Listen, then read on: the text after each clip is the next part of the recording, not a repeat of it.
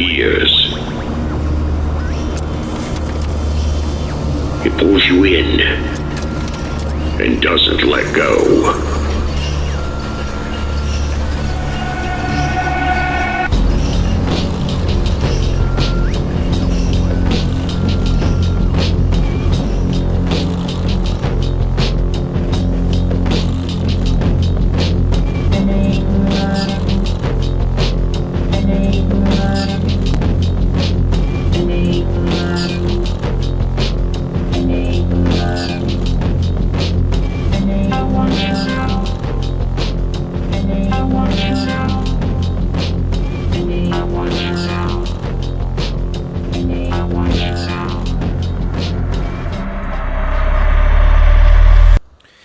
Okay. Hello. Welcome to very special Carousel podcast episode with Zach Cohen.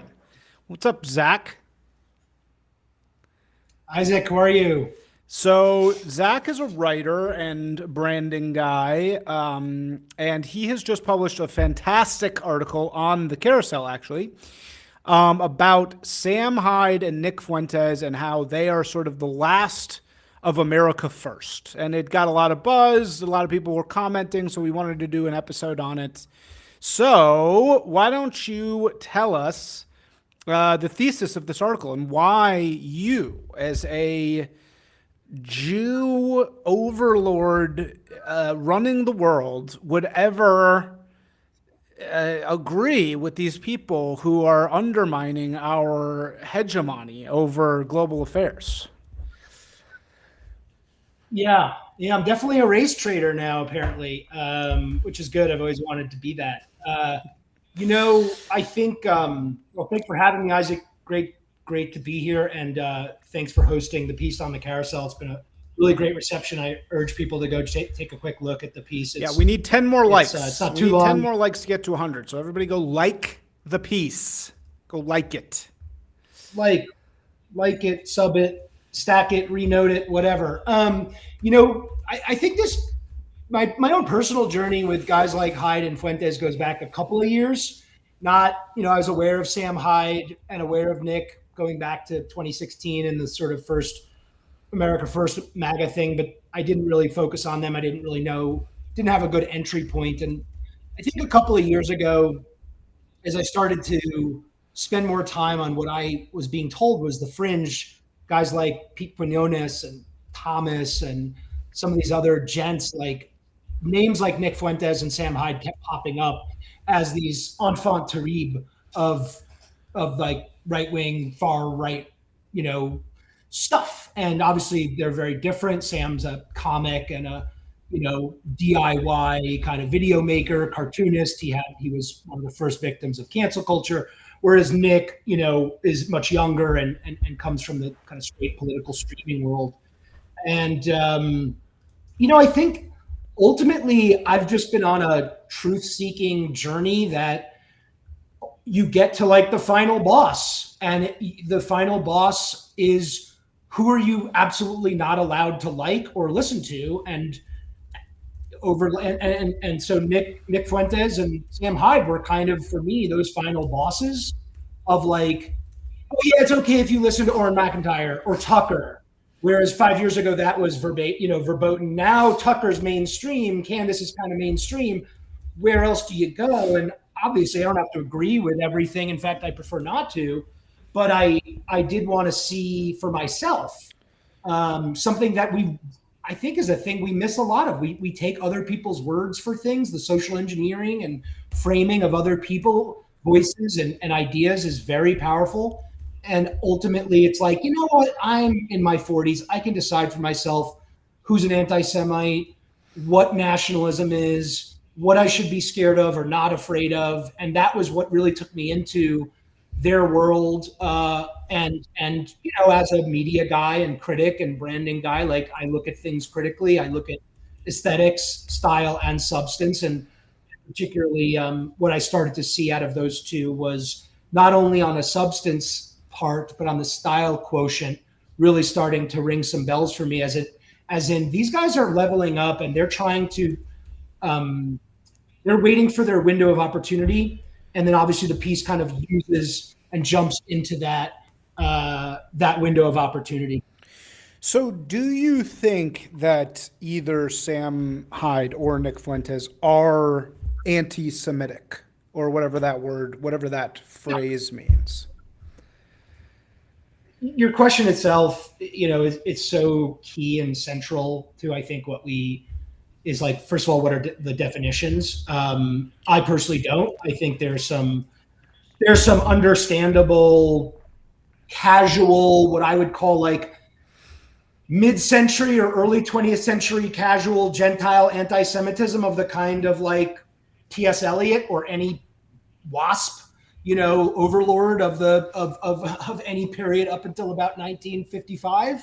That like there's a kind of a casual jokingness, a little bit of base suspicion, and a kind of an otherness. I don't think those things. I think those things are natural. I know you and I share an affinity for sort of, you know, basically doing away with civil rights legislation. I think that's part and parcel of this is kind of freedom of association, meaning freedom of dissociate from groups we don't love, want to live around, don't need to be mastered by or participate with. So I think that, yes, you could take things out of context and be like, that's pretty of either Hyde and Fuentes, and be like, yeah, that's very anti-Semitic. I think that if you look at it as the whole and see like if 1% of Nick's spiel is about the Jews or Israel or Zionism, then I don't really regard that as anti-Semitic in the same way that I don't regard myself as like a hateful racist because I,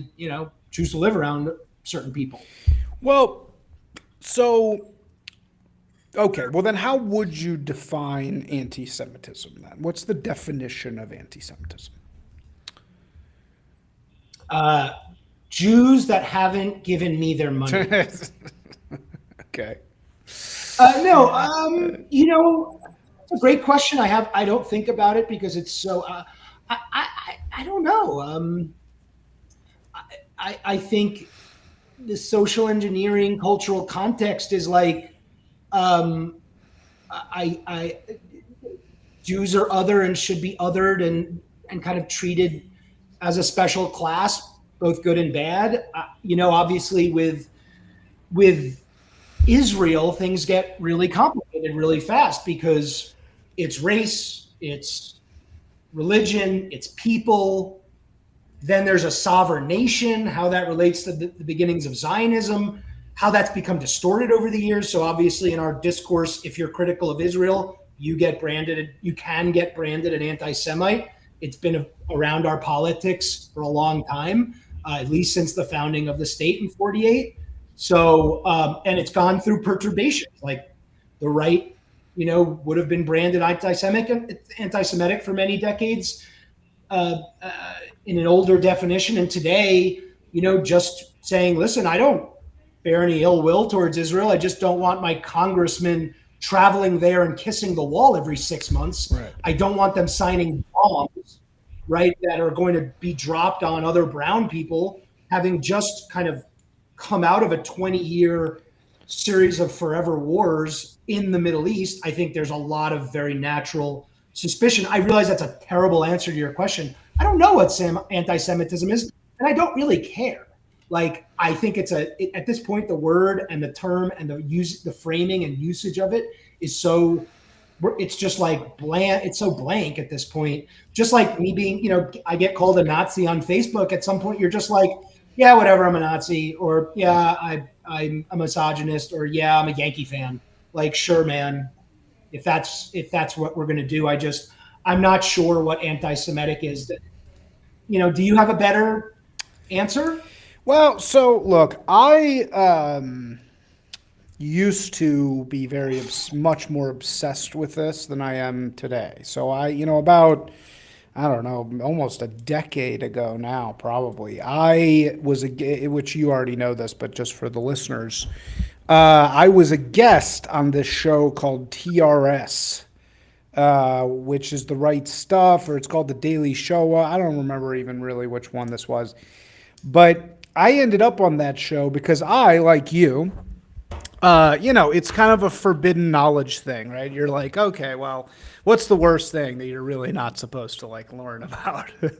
And it's learning about like Nazi stuff. And it's also just like, I never, how can a thinking person actually just think the Nazis are, like Disney grade evil, right? Like that doesn't really exist. And Jews themselves, who actually study the religion, would say that men are not evil. You cannot be an evil man. You can have distance from God, but there's no such thing as evil. It's not, there's only distance and closeness to God, right? And it's like if you get really lost, sure, you can be very far away from God, but it's not like you're possessed with some special devil force, right? And that's how Hitler was portrayed. Hitler is portrayed as the absolute evil. He's Voldemort. He's the end of everything. And then just as a thinking person, you're like, well, okay, what's the real story there, right? Because he's just a human being like everybody else, and like, how did that happen, and what's the real story? So then you start looking into it, and you, like any thread that you tug on anything, you start to see, oh, well, the story that I was told about this is not really true. The Holocaust is real and World War II is real, but it's not just like, the way that it was taught to, I think this is probably changing, especially because now everybody's anti-Semitic. But the way that the Holocaust was taught to me growing up was one day Hitler woke up and just decided that Jews were bad, and it was like he was going to blame the scapegoat thing, right? They were having problems, and Jews were just this innocent, poor people standing around. And Hitler was like, you know what? Let's beat up on this poor random group of people, which is so obviously not the case, right? That's just very obviously not real life. That's not what actually occurred, or, that's just completely ridiculous. So you start to be like, okay, well, what was actually going on? And I remember actually one of the first videos I saw, this was a YouTube video of some German guy, and he was like, this was so long ago, but it was like, he said something like, Jews controlled, 65% of the wealth in Berlin at this time. And they made up, 0.1% of the population. And then that just immediately struck me. And I was like, well, wait a second. That's weird. I never heard that. I thought they were just some random group. Like, I thought they were just some random, thing. And that's when you start looking into it and blah, blah, blah, blah, blah. And then you go down the rabbit hole, and then you're kind of, infected with anti-Semitism for years, which I was. So but one of the things that brought me out of that period was I went on this show, TRS, and I was not an online person at all. I didn't know anything about it. I didn't understand what I was getting into in any way. I literally just emailed them, and I was very much like you, Zach. I emailed them and I was like, hey, I'm interested to hear what you guys say about this. I'm Jewish. Let's talk about it. And lo and behold, they said, sure, come on. And I was like, all right. And I remember the day of, I was like driving and I was late. So I was like late to go to their thing. And I thought these were just like two totally unknown schmucks. I had no idea that they had like a following of hundreds of thousands of people. I had no clue. So I went on there. I was all late, and like I was like in the car and like talking, and I thought it was like, 10 people are listening. I didn't realize it was like 100,000 people were listening. And I was shocked. I was genuinely shocked. I'm glad I did it. This is how I do things in life. I like immerse myself and I find out, right? And I'm really glad that I did it that way, because I understood, I faced like straight on what they meant by the ethno-state. Like they laid it out. And I'd never heard that before. I had never heard about this. I had never heard this whole ideology. And, basically their ideology is like, hey, look, not all Jews are bad, but most are, 90% are. And therefore we'd just be better off without the whole group, right? And it's like, ugh, God, that's fucking rough, because it's like, okay, it's a compelling argument, right? I mean, it's like if you have a friend in your life that's 90% toxic and 10% good, it's better to get him out of your life, right? So it's like, how do you argue that? You know what I'm saying? How do you argue against that? And it was terrifying. It was terrifying to imagine. I mean, it was terrifying to think that me, good guy, could be lumped in, right? And I was like, well, fuck that. I don't want that. I don't want to be lumped in, like I don't deserve that. So yeah. Yeah, I mean, I go back to like a little bit of Daryl Cooper's idea, like the idea that the Germans just like became demonically possessed one day in 1934, and for 6 or 7 years were just like, bleh, right? They just went nuts and decided, and then come the end of the war, they turned that off and just became normal Europeans again. Yeah. So, that kind of thing, although your 90-10 thing, I mean, like, listen, I think the smarter anti-Semites or people who are suspicious or sick of, they say, listen, there's a difference between Jews as an individual and Jews as a people. I kind of agree. I think that's true with everyone, but that's like as good as it gets. I don't want to be lumped in to, international Jewry, which is a thing. It takes on various guises.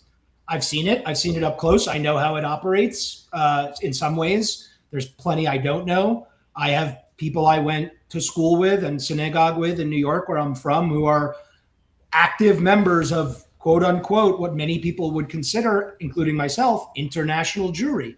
They are, doctors and bankers and hedge fund guys who give a lot of money to any number of Zionist or American Jewish causes. It's not just AIPAC. There's synagogues. There's Aish HaTorah. There's Chabad. There's international organizations that do different things.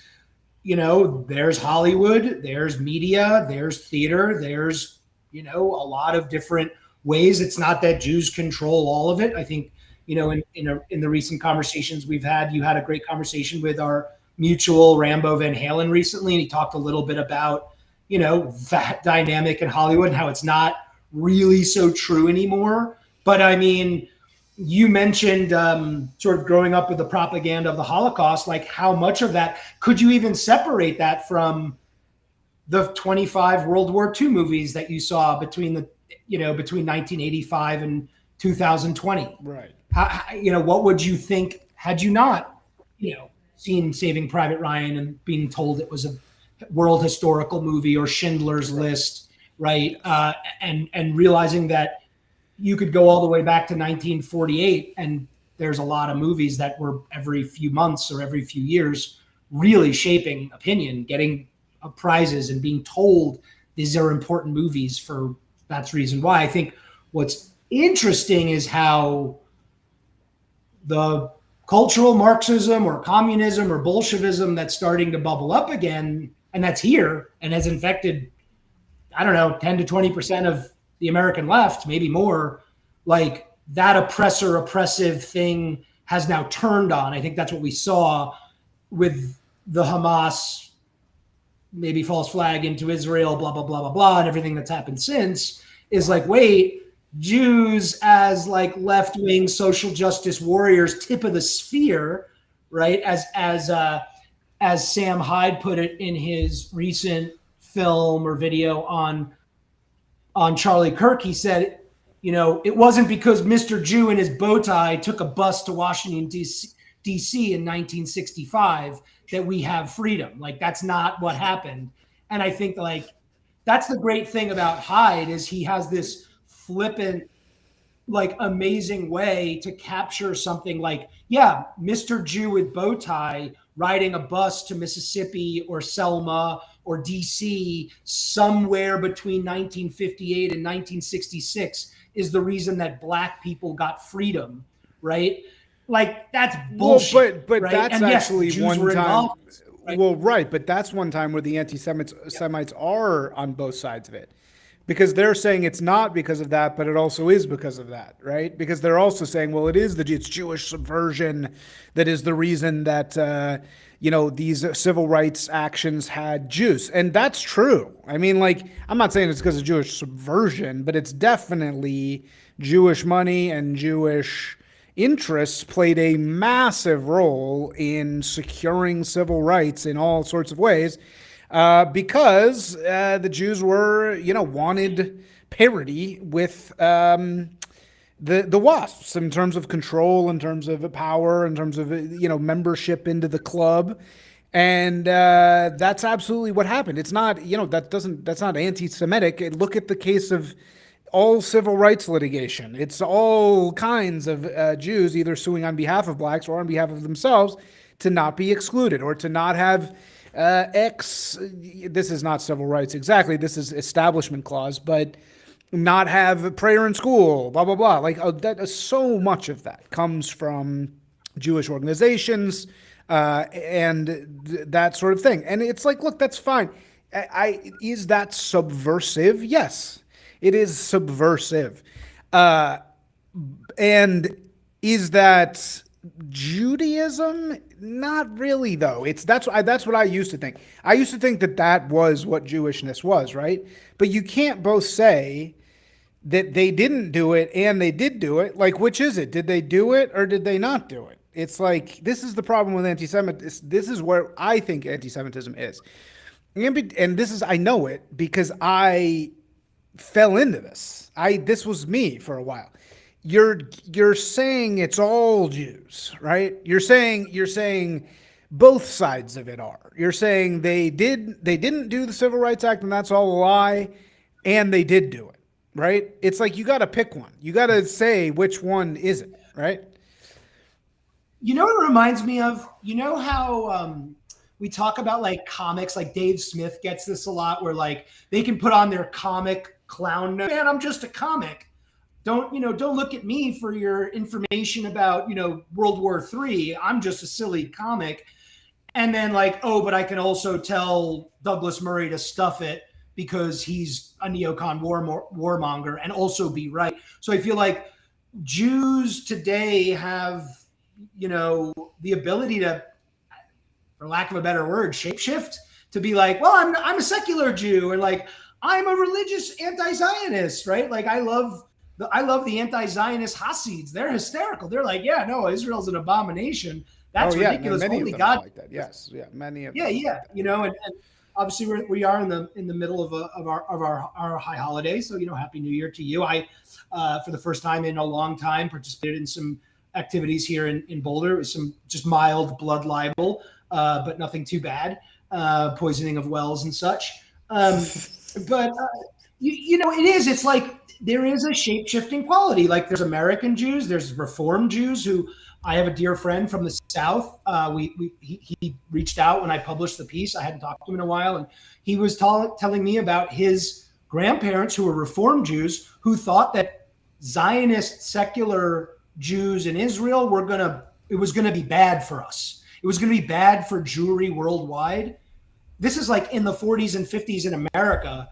There were Reformed Jews who were like, yeah, having a state, like why we have America, just come here. Why would we be there, right? And they were in conflict with like religious Jews and even conservative Jews in the North who were more active, more Zionist, wealthier, shared more of, got involved in things, Jews in the South, there was not a ton of them, but it wasn't minimal either. That you'll find temples in Charleston and Savannah, in Oxford, Mississippi, in Corpus Christi, Texas, in Tennessee, throughout the Virginia, no doubt there's a thing, but like they weren't agitating for civil rights for blacks. Really, that was Northern Jews that were taking the bus down. And I mean, you could go back into their history. Those were the kids who and kids, I mean,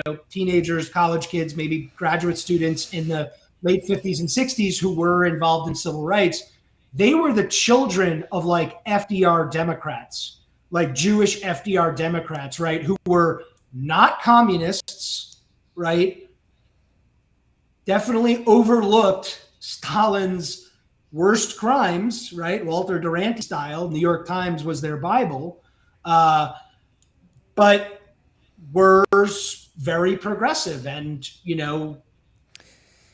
but there's something in it. Are you saying that this is the thing that I don't agree with the Jewish explanation on, which is, are you saying that the reason that Jews are the way that they are is because they've been outsiders forever, and so this is just naturally what happens when you're excluded over periods of time, and then eventually, you become this sort of outside force. That's just the natural way. And then you're a banker, then you're loaning at interest because that's what you can do, because you're not allowed to do, the other people can't do it. You can't do shit. You can't own land. Yeah. If you can't own land in Poland for 300 years, you're going to get good at other things, right? Like trading and merchants and compound interest and violin and telling jokes in the shtetl and studying the Talmud. You're going to get good at critical thinking and joke making and, making awful, desserts.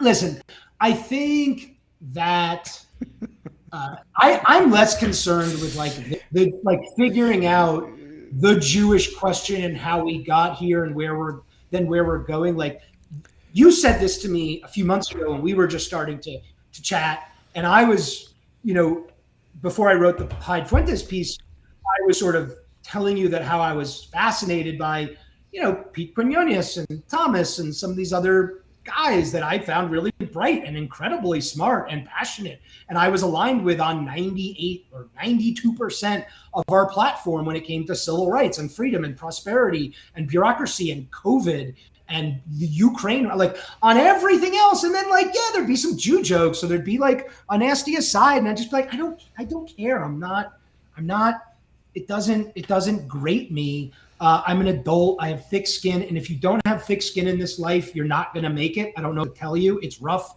We are political brawlers. And yes, these two blokes are Jewish. I was going to say that, you said something to me, which was, we're wanderers by nature. You were trying to help me feel better, right? And I think it's true. I think that doesn't mean we can't settle at times.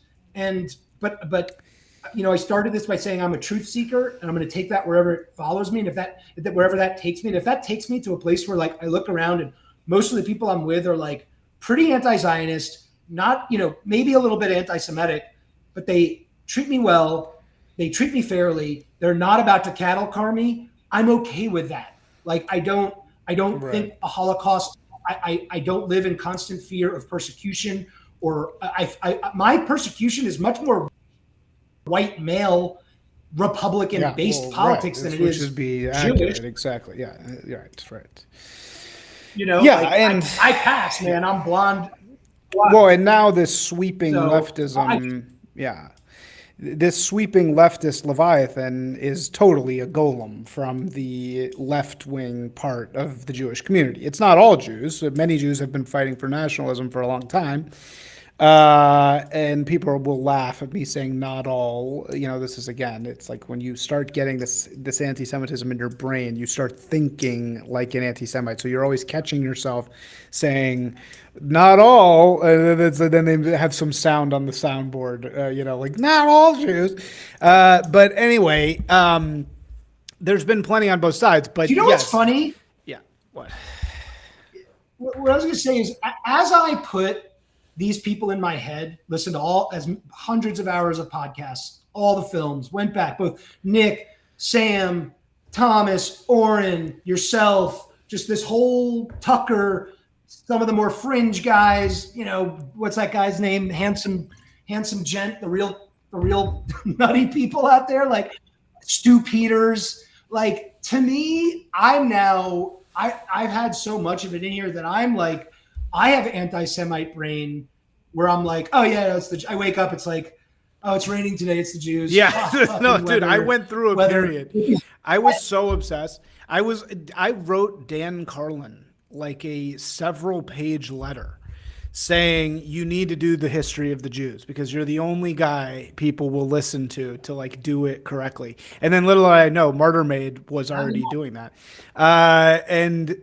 So no, it was something I was obsessed with too. And I think this is why Jews are self-hating though, because we are people who are kind of buckled in. The reason ultimately why I think, first of all, every people has evolutionary advantages. Every people has flaws. Every people has certain things they do, certain things they don't do, right? And look, the flaws of white people, if we're saying Jews aren't white people, which they obviously are, but the flaws of, the Western European is self-hatred. The flaw of the Western European is being nice. They're too nice, right? And now that's being used to destroy them. They're now being destroyed by their own inability to not get cucked by people, right? And so the Jewish people, our people, I'm only half. I think you're full, right? You're a full on. You're a full vampire. I'm Daywalker, half and half. But our strength, and I see this in myself, is we are subversive, but that's not always bad. Subversion is good and bad. It's 50% bad, 50% good. If you do it all the time very badly, then yes, that's very bad. But change is what life is. Change is beauty. Change is, there's the Apollonian and the Dionysian. The Dionysian is just as necessary. You have to have subversion in your society, or else you're going to be, totally lame and totally boring. You go to societies that don't change, they're terrible. You want to go see a society that doesn't change? Go to Africa. It's been the same for 7,000 years. So, like change and pushing social change and fighting for justice, right? Like those Jews who we are so fucking unbearably goddamn annoying that we fucking hate, these, the marching in Selma Jews, right? They aren't sitting around getting their orders from Israel to go infiltrate America. They have it in their hearts. They really believe it. I know because I am one of these fucking people. I am subverting everything that I grew up with, right? I grew up with total far leftist, Jewish liberalism as that's God. Obama is God. That's what I grew up with. I'm subverting that with righteous fury. That's the most Jewish fucking possible thing. Jesus is a deeply Jewish figure because he's a subverter, right? He is somebody who's saying this is bullshit. We need to fight for something higher. And Jews really do that. Can that instinct totally get warped and fucked up to the point where instead of doing that, you're offering compound interest on coins that you're selling to boomers? Yes, you can misuse your powers for sure, but that doesn't mean that the whole fucking thing has to be thrown out. Now, the part I'll agree with you with, and the part we should get back to Fuentes. The part I'll agree with certainly with Fuentes on is you got to be allowed to talk about it. You can't ban people from having these discussions. It's just not you could understand banning it right after World War II, which happened, but you can't ban it forever. You're not going to make it so that it is illegal to criticize Jews for the rest of fucking time. And having those laws is completely stupid. So that's why it's like somebody like Fuentes, I get the fury, right? I get the fury because he's like, why are you telling me I can't say this? This is my country. So yeah, is that why you're attracted to him? I just think he's incredibly talented. I appreciate, even though I'm older than his audience, what I really detect in both the Fuentes and Hyde shtick is that the way that they talk to their audiences is they're leading them along. I mean, all popular podcasters are doing that, but they're doing it in a very self-conscious way where like the Groypers today are much different, even though some of them, it's a big audience. The way that they're leading their audience is very practical. It's very DIY. It's very, frankly, patron-like. They're acting, and Nick in particular, like he's obviously even his most vile enemies talk about his talent, right? In that Tucker interview where he kind of made that aside about that weird little sad gay kid in his basement. Right before that, Tucker said he's incredibly smart and talented. So like I'm just attracted to the talent of weaving narrative, news, opinion, and an original voice into a coherent whole.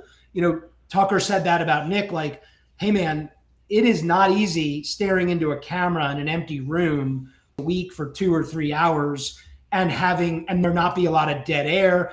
That the ability to have a flow of narrative, of entertainment, of education I'm just like that's raw power. And I mean, this is, I don't know if I should introduce this, but like kind of reminds me a lot about Hitler. I do not think Nick Fuentes is going to be Hitler, But like Hitler's power, if you know, and I've read quite a bit about Hitler, was like his ability to talk and his ability to connect with audiences in a really natural way and weave stories and narratives and themes on an emotional level. I'm not saying that he whipped people into a fervor, although he did. And like, frankly, these are people who don't have a ton of other skills. He wasn't a great soldier, although he was brave, talking about Hitler. He wasn't a great artist, although he worked hard and had some talent. I think he was a pretty good soldier, actually. I think he was a good soldier. He was like borderline war hero. He was like I think he won medals. He got awarded several. He did. I mean, he was basically he was very good at delivering messages in very dangerous areas. He wasn't a hand-to-hand combat expert, and he wasn't like a chud, Gorgon the Destroyer, who was like decapitating French, Jean-Claude's left and right. He had his role, but where he really started to shine was when he would basically beer halls talking to people, and 5 people became 15, became 50, became 500, became holy shit, this guy's motivating people. I'm not saying that Fuentes. It's not exactly correct. Yes, he was absolutely an extraordinarily gifted orator, and everybody says that from day one. He was, very respected in that way. But it's not like he just was. I mean, what's incredible about Hitler is that he was. The reason why it's so perfect for the Jewish story that this is their dragon, right? That this is their antithesis, is that he's so similar. Like actually his whole party, when he was coming up, kept accusing him of being Jewish. They kept saying, stop acting so Jewy. Yeah. Because he was very extremely manipulative. He was extremely rhetorical. He was all the things that you normally, he was criticizing Jews of being. That was his thing. And also, he was a complete outcast. He was totally down and out. That's what the most amazing thing about Hitler to me, more than anything else. I can't think of another leader ever that truly came from nothing. Like, Hitler came from nothing. He was a absolute homeless guy on the streets of Vienna. Like, literally. He was a literal homeless guy wearing like a trench coat. Everybody was starving, and he becomes the leader of the nation. I mean, it's like Jews. How can Jews resist the story? It's like the most Jewish. We love this shit. So that's why it's such a great irony. But in that sense, he did join in. The National Socialists already existed, and he plugged in to them. He didn't make that up. He then branded it. He came up with the swastika and stuff, but he did join an existing movement. Yeah, no, for sure. And listen, we don't need to talk about Hitler too much. I think that the point is the power of oratory is something I respond to. Like, I want to be inspired. I want to be taken away. I want to be elevated. I think that frankly, our leadership class is degenerate. And I like Trump. I've never been Mr. Trump guy. I get how he talks, but I don't love his oratory. I get that it's not for me. I grew up with him in New York City as a kind of a buffoon, clownish guy, so I never really had a strong reaction to him. I didn't vote for him until 2024. I was still a leftist populist until basically until COVID. I was like a Bernie left-winger, kind of, to a certain extent. But the power of oratory in our world, with podcasts taking over, not just like news, but like Jimmy Kimmel gets 1 million people a night and he's on broadcast TV. If you add it up, Nick and Oren and yourself and 5 other people, it would be 20x that every day. So, I mean, to me, this is like a great outpouring of of real populism is coming. Like that, it's interesting that the Kimmel and the Colbert thing is happening amidst the rise of these other wonderful orators who aren't full of shit and don't have to. They might be full of shit in a different way, but they're not full of shit for a regime and regime narrative framing that is clearly dead. Yeah, it is dead. It's over. Well, and you do get the sense. No natural. Yeah. Sorry. Didn't mean to interrupt you. Keep going. No, go ahead. There's no natural for regime framing. It's dead. The regime knows it's dead. Woke is dead. They're not able. The left is in the serious trouble, right? Like I'm feeling very positive these days because we're only 6 or 7 months into Trump, and the left is like way worse today than 3 months ago. Like, yeah, bro, I honestly, they're in big trouble on the left. I can't believe these words are going to. They need deprogramming. I was shocked at the Charlie Kirk thing. I did not think you would have normies celebrating death. They have a big problem. They're going to be out of power for a long time. I don't even know what's going on the left. I don't know who their leader is. I don't know what their message is. Well, right. And I'm looking. Their message is we're going to fuck. It's funny that we say on our side, we're going to fucking kill you. They're actually doing it. They don't say it as much, but they say it a little less jokingly, but they are now killing us. That's their whole thing. And the unfortunate, really sad, dark thing about that is that's kind of sticky. Like when your side is the one that's dying in these blazes of horrible murder, I don't think it should be celebrated in any way at all. And the normal person, it's true, is turned off by that, which is why I think the right should actually shift center now. But at the same time, that's their new message. Their new message is, hey, we're going all the way. We're killing him. We're going to kill him now. And they're getting away with it. That's the fucked up thing. They're doing it, and what are we doing in response? Nothing. Because there's nothing we can do.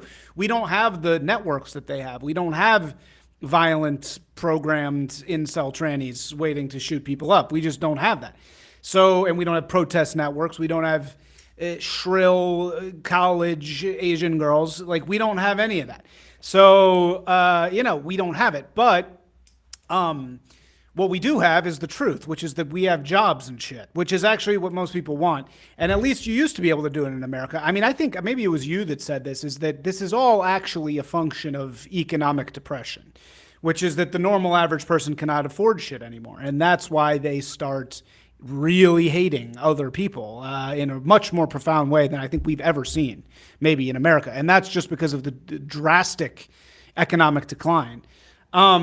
In any case, let's get back to Fuentes. So the one thing I'll say about him is he does seem, all these fucking influencers on the right, they all want so badly to be Rush Limbaugh, right? Because they grew up with it. I didn't even, Rush Limbaugh in my household growing up was Satan. He might as well be the actual literal devil, according to my dad and mom.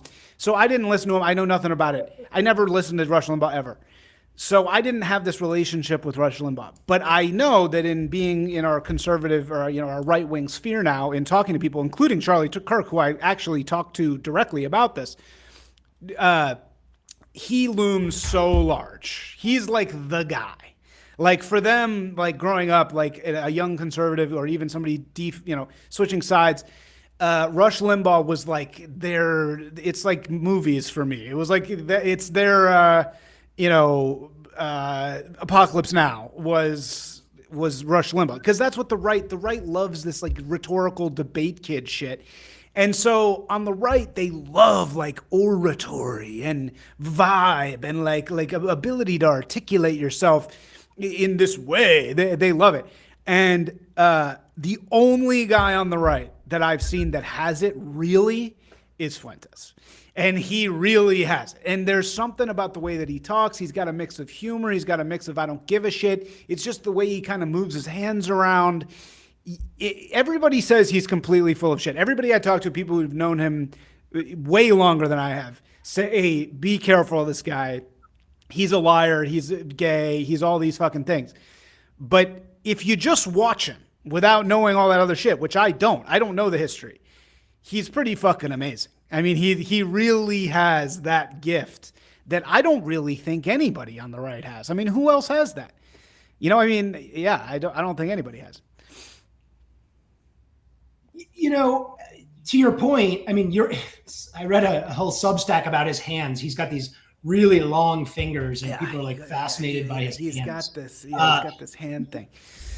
Yeah, he'd be a great guitar player. But I think that in the piece, I make the point that like, and he knows this, so he's acting it out. And there's a lot of self-referentiality, which is, I know that even that the GOP establishment, that Con Inc., that Republicans, that even Trump don't want to be America first.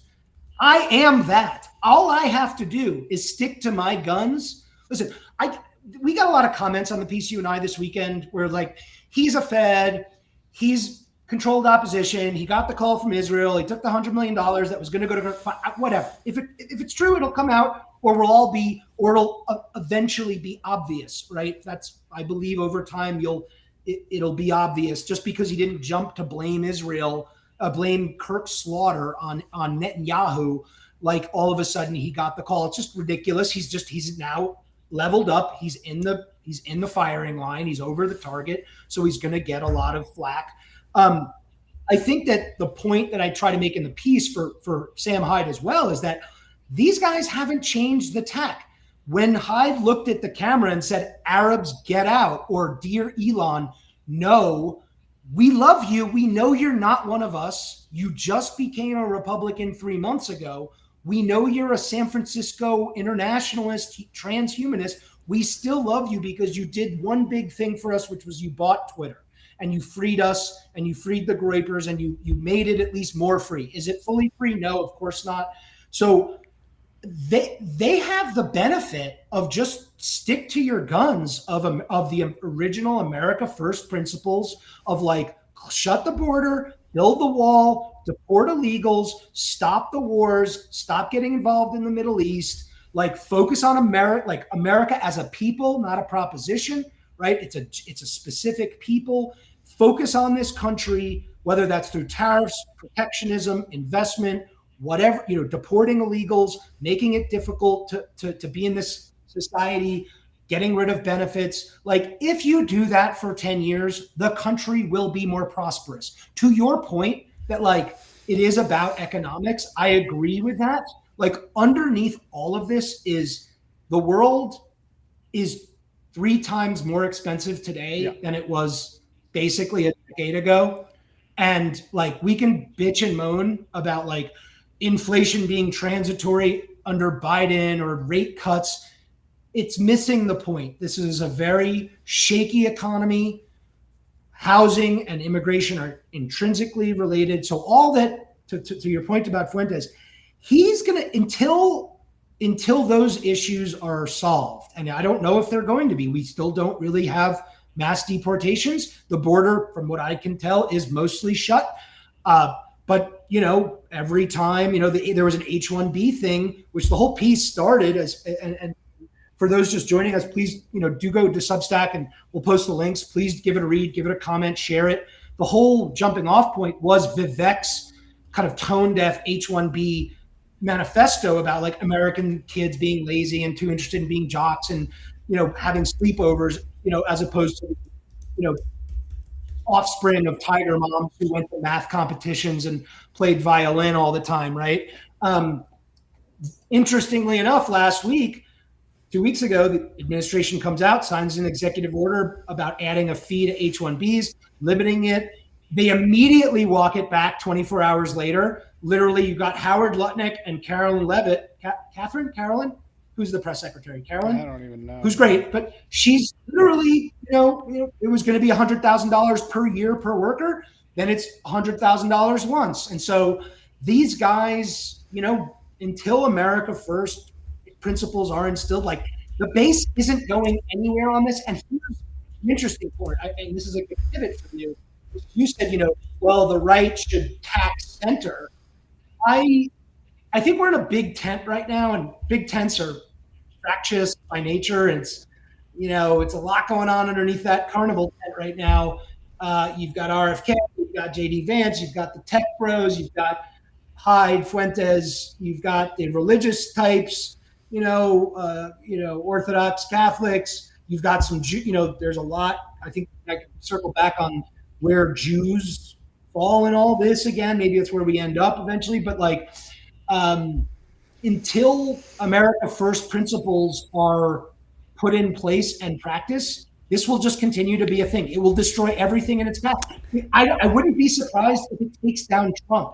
I don't want to see Trump taken down, but if he does not mass deport and or at least to the point where you can see housing prices come down and insurance prices come down and just the economy gets better intuitively, then it will take him down. It'll be ironic that the guy who got elected to do the one thing just can't bring himself to do it, or there are reasons why it can't be done.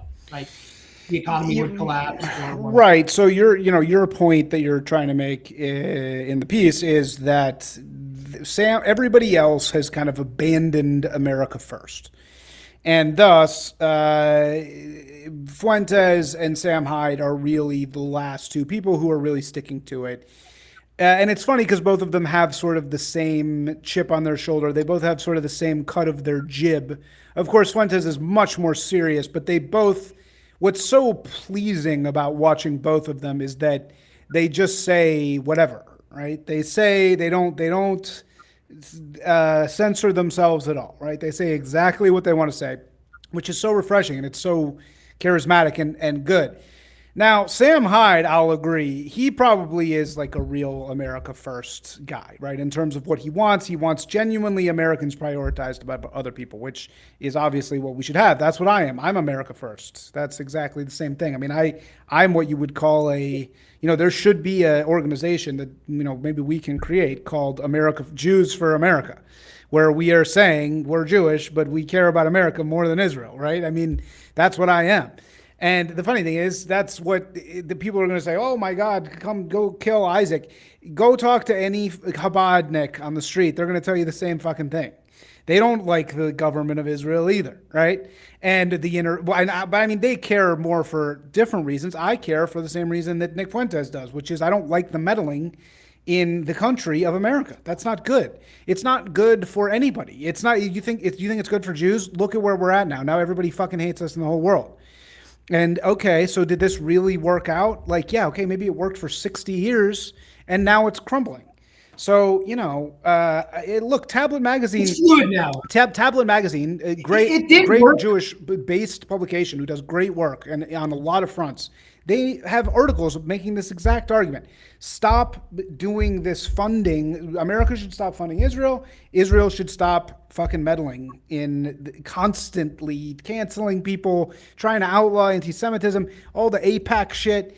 It just doesn't work forever. You can do it for a little while, but then eventually it doesn't work. And although I will say, Jews are so much more effective against the right than they are the left. They get eaten up by the left because it's like the best book about this. Have you ever read American Pastoral? Best book about this ever written. Yeah, of course. The Swede. The Swede, and it's the perfect story because it's about a Jew who wants to just be a total blonde American successful, leaves behind Judaism, does everything right. He completely assimilates in every way. He's a great baseball player, and then his kid becomes like fat and Jewish and becomes a member of the Weather Underground and blows up a post office, and it's just like the inevitability, right, of this happening. So it's like I just personally believe. First of all, I have lineage to the beginning of America on my other side, so I care about America first. I hate to say, I don't really care about Israel. Do I care about Israel in the very practical sense of, do I want to get killed by the hosts of the TRS podcast or by Nick Fuentes? No, I do not want that. And so, of course, there's some fear element in my being that is like, well, hey, let's not go too far, which is, hey, can you blame me for this? Who knows? But basically, in my heart of hearts, I am 100% America first. So I agree with that. Is Fuentes, though, really America first? I don't know. Because this whole stuff about being anti-Trump the whole time, what was really weird about him? The thing that really made me think there's something else going on here, when everybody was calling J.D. Vance weird, Fuentes came right out of the gate and started calling JD Vance weird for all these really stupid reasons. Like very like talking points memo-y reasons. Like he changed his name 4 times. It's like that's bullshit. If you actually look into why he did it, there's nothing there. And so that was very weird to me. And if you track Fuentes a lot of the time, he goes against he's like Dem. He always somehow manages to take the side of the Dems. So it's like that's not fucking America first. You're constantly undermining Trump like all the time, going against him, trying to fracture the coalition. Like that's not America first, right? Do you know what it reminds me of? It reminds me of a young guy with youthful reaction, like emotionality getting the best of him. I call it like his Rococo style, where like he didn't really want Kamala Harris. But when he said don't vote for Trump, which I think he kind of said before the 2024 election, it was because he was pissed off about something, and he's going to have to get a handle on that. I do agree with you that I think that he's so used to being contrarian that it can get you into trouble when you're like, why are you being contrarian just to be contrarian? Um, Listen, I don't know if he's controlled opposition.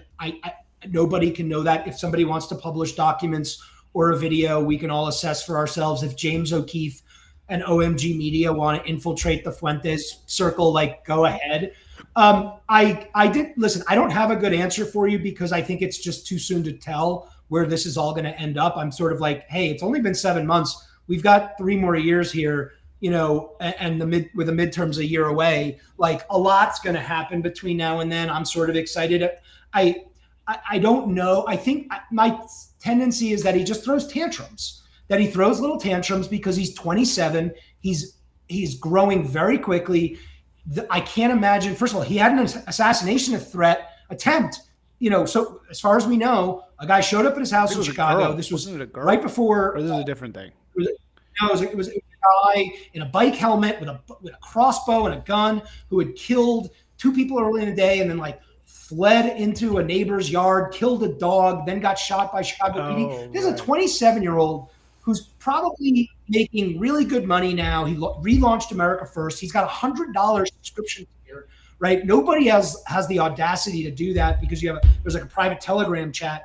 He's making a ton of money, and I don't even think he's financially motivated. I mean, he should do well. He should buy some nice suits and do it and take some vacations and maybe try dating a girl for once.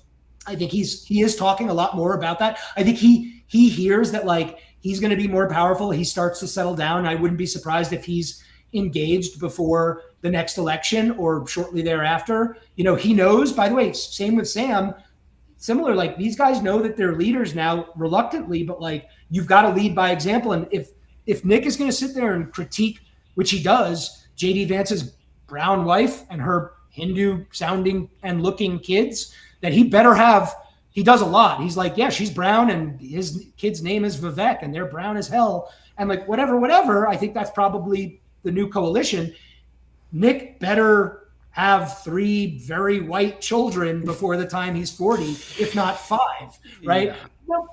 But I think there's you said something a few minutes ago that I think is really important. You talked about how it, Zionism, international Jewry kind of worked for like the last 60 years. And then I think October 7th, I think it was starting to fracture already. October 7th, the Hamas attack and everything that's happened since, everything that's happened with like hate speech laws for Israel and kids getting deported because they're pro-Palestinian and Jordan to the Sea stuff and the Ivy League stuff. Like that's so bad for Israel. It's so bad for Jews in America. It's so bad for Jews in Israel. It's bad for the state of Israel to have these like, oh yeah, we're back to free speech unless you're, criticizing Israel in America, then we're definitely not free speech. This is one example. Well, right. I mean, that's the great hypocrisy that has disgusted me my entire life. I mean, you grew up much more in contact with like elite Jews than I did. I grew up with very typical run-of-the-mill upper middle class, creative class, academia type Jews. And those people really set the agenda for the rest, if you want to know the truth. I think that the upper middle class Jew actually was more the leader of what Judaism became than the really upper class one, right? It was all about liberal stuff and art, and the art stuff is good. Yeah, you can't be mad at the art stuff, but at least insofar, God, see, it's like I have anti-Semite brain. I immediately go, oh, but what about postmodernism? What about fucking these stupid, ugly paintings in the art museum? The Jews, Jews, Jews. And it's like, yeah, well, that's fucking true. But there's also plenty of great Jewish art. I think Mark Rothko is beautiful. Yeah, anybody who doesn't get Rothko, you go to the Rothko temple. It's Houston. It's the cure to not understanding Rothko. Houston, yeah. But anyway, so I can't fucking remember. What were we just talking about? Well, I was going to say that I think people like you and I, and there's a lot of us, are starting to paint a pathway forward. We can circle back. I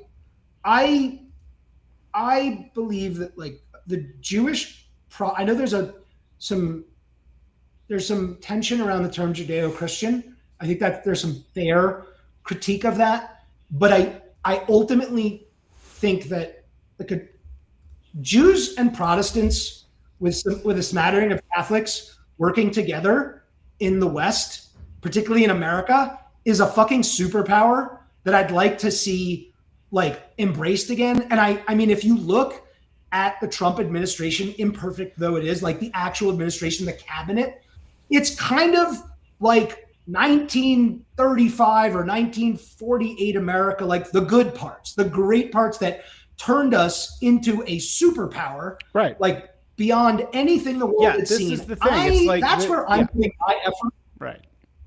Good. No, sorry. Keep going. I'm what I'm working towards is, and I work with guys. You're familiar with the Hard Reset magazine. There's other streamers and creative projects that are starting to cohere. You've got a bunch. I want to be the guy that anti-Semites or people who could be termed that are like, I work with 3 Jewish guys. They're fucking stand up. They love this country. They're real. And I'm personally not worried about being put on a cattle car. I'm not worried about anything. I'm not worried about emboldening like the far right and then having it turn on me. Like I'm just, even if that is a thing, what does fearing that get me? Okay, well, so here, this is a great point for us to disagree on. So can I just disagree with you really quick? Sure. Okay, so please. Here's the part where this is why I say anti-Semitism is a disease that lasts 3 to 5 years. I think Fuentes is coming out of it himself. But as a self-hating version of that, I spent years of my life as a fucking adult trying to show people that I was one of the good Jews, right? Like trying to be like, I'm one of the good ones. And this happened. I had 3 different employees have various versions of anti-Semitic like breakdowns towards me. And all of those guys were guys that I began the relationship knowing they were like that, knowing they had a certain Jew obsession, right? But wanting to show them, no, I'm one of we're not all bad. Trust me, there's good ones of us out there. And also, yeah, the Pete Quinonez's of the world, that sort of crew, right? I don't think they're bad guys. I don't think they want to just kill every Jew at all. And I think they're basically good people who are trying to do good stuff. However, the instinct that I have around those people is always to show them that I'm like one of the good ones, right? And I do find that those people indulge in that. Right? They hold themselves out and they're like, oh, well, I'll decide, okay, Jew here. Oh, but he's a good one, but we can't, like, maybe he's borderline. They since they feel deprived of power, they have assigned their power to deciding which people are Jews and which people are not Jews, right? And that's how they feel like, oh, I've regained my power. And I'm not going to fucking give them that. That's fucking bullshit. I'm more American than most of those people. My fucking grandparents were Mayflower, literally. I have it right here. and you're gonna fucking tell me that I'm have to show you that I'm fucking American? Like, no, I'm more American than you. But You know what I mean? It's like so. It's like I'm not gonna that, fucking sit here and let one of these motherfuckers that tell attitude, me. if you give them that attitude, Sorry. If you give them that attitude, hey, I don't care. I'm as American as you are. You don't get to select. They will. Those people fold like empty like lawn chairs. They always fold. They're those are midwits. I get you. I know what you're talking about. I've experienced that. But you answered. The solution was right there, which is fuck off. I'm fucking American. Been here 300 years. Like, I could totally be a left-wing NGO Soros sucking faggot, right? And I'm not. I'm out here with a propaganda agency, basically for the right, doing great work day in, day out, connecting people, giving people work, doing solid things, building businesses, building brands. That is the answer. It's just like you ultimately, and this is where like COVID for me was ultimately an exercise in what other people think of me is no longer any of my business, right? And that is I wish I'd learned that at 30. Instead, I learned it around 40. And I needed the societal pressure cooker of COVID to really instill that in me. I've always been an independent. I've always been sort of a street brawler and unafraid to like be disliked. I've been popular. I've been unpopular. I've built communities. I've lost communities. So it is painful. It's traumatic, and to be betrayed and to be stabbed in the back or for something as ephemeral as like your genetic lineage or your secular Judaism, like, or the way you talk. It's just those people, I think they always fold. And ultimately, if you do the work, I mean, listen, you said something months ago and I really knew this is when I really kind of glommed on to you, was you talked about going to MAGA rallies and you talked about it being a kulak. Yes. A kulak movement. Yeah. Right. So you said something to that effect. And this idea, and I think that like America is a kulak nation at its core. Totally we have a right. We most like, and I want upper middle class Jews, Protestants, Catholics, maybe a small smattering of a few others, but not really, to be honest.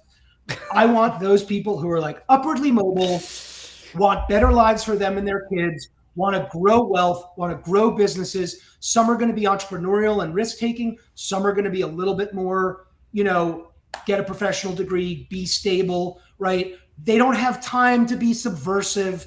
They don't have time to be even political. It's just like when you got 3 kids to raise and a mortgage and you're trying to save up for college, but things are going well, then like you'll drain. I think you'll end up draining the bile from things. We both agree on this, which is we need to get back to an economic, prosperous. People need to feel it and believe that it's going to continue. This is a really precarious moment we're in. I don't think we talk about it enough because it gets lost in job numbers and inflation. But like we hear this all the time, right? We're the first generation that won't have it as good as the like, and we hear it again and again and again, the boomers, whatever. That goes against the promise of this country, whether you call that the American dream or you call it freedom or you call it being a pioneer or a risk taker or a pathfinder or a rule breaker or a monarch or a monarchy killer.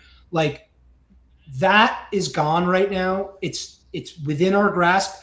I did not love, I mentioned, don't love everything about Trump, but what he was able to say, and he stopped talking about it, and I don't know why, is golden age. And I know it's tacky, and I know when Trump says gold, everyone just thinks gold toilets and this kind of kitschy, tacky, 80s, cocaine aesthetic. We are capable of that again. And that will, if we build prosperity, however we do it, if it's getting rid of, you're not going to probably get rid of 50 million, but if 10 or 15 million people self-deport and it's made really clear that like the worst of the worst, the people who are here for benefits and criminals and like maybe another million on top are gone, and tariffs and some protectionism work. If this is given 10 years to work and it works, like a lot of our problems are just going to drift away. things like anti-Semitism aren't just, no one's going to care because white. I tell this to people who are afraid. I still have a lot of normie and liberal friends, as I'm sure you do. And I say to them, if your biggest fear is the white working class getting race conscious, then why wouldn't you do everything in your power to make sure that the white working and lower middle class was rich and prosperous and safe? Instead, you humiliate them daily. Right, yeah. If you're big, because either you're lying that your biggest fear is Christian nationalism and Nazis, then if that's the case, then I would spend all my energy making sure that the white working and middle class doing better, were right? strong, Instead of growing, black, instead, prosperous. right? And it's like the globalist Jews that you grew up with, who are like big power people. You're totally right. None of them really understand this. Even the ones who are based. Are still pretty just based for Israel. They're not really based on behalf of like white Americans, because they just have this core kind of like distrust or dislike of the common the Cletus, right? They think there's this Cletus out there that's going to come and kill them one day. Of course, there's many, many, many exceptions to this, you and I being them. So it's not being ones. It's not like everyone. But I'm saying it is true that these power guys, they really, it's a great point you're making. Like, why don't you ever think, okay, instead of just giving all your money to like black organizations or gay organizations and then kind of astroturfing this anti-white Christian thing, why don't you give the money to, if you're really worried about Hitler, the resurgence of Hitler, like, hey, George Soros, if you're really worried about the resurgence of Hitler, how about you make sure the economic conditions that led to Hitler don't happen in America, which is basically, we're not there, but we're, done. Approaching. So anyway, all right, I actually got to go, but one thing somebody's saying, they're saying is Pete Quinones, do you want to clarify, are you calling Pete Quinones a midwit? Somebody is asking this. No, he's not. No, he's incredibly smart. He's taught me a lot. I like side jokes. He's got a little bit of Jew brain. Definitely hates Jews. But I hates Jews. I like black jokes. I like black jokes and I like Asian jokes. And I was raised with and everyone made fun of each other. And he's also from the Bronx. And like, I'm from Manhattan. Like, I get him. I get his sense of humor. I get his dryness. I don't mind it. He's definitely not a midwit. He's a very smart. I have a lot of respect for him. He most likely will never want much to do with me. He's been kind in some DMs. I have nothing bad to say. I don't engage in gossip and drama. If I do, I will go publicly and say that, but I'm not anybody. But to be clear, yeah. Okay. Well, you convinced him. He understands and agrees. Okay. Yeah. Thank you so much. Everybody go read Thanks. Zach's piece. We will be in the show notes. It's called Are Nick Fuentes and Sam Hyde the Last of the America First? Many more nuanced points there. And we'll see you later. Peace. Thank you. Thanks, peace, brother.